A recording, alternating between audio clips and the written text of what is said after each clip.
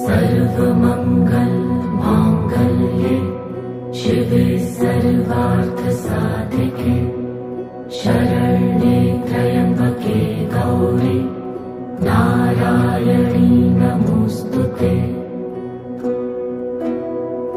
या देवी सर्वभूतेषु विष्णुमायेति शक्तिता नमस्तस्यै नमस्तस्यै नमस्तस्यै नमो नमः। या देवी सर्वभूतेषु चैतन्येत्य विधीयते नमस्ते